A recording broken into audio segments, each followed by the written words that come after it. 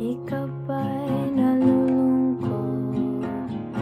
Ikaw ba'y nag-iisa? Walang kaibigan, walang kasama. Ikaw ba'y nalilito? Pag-iisip mo nagugulo sa buhay ng tao,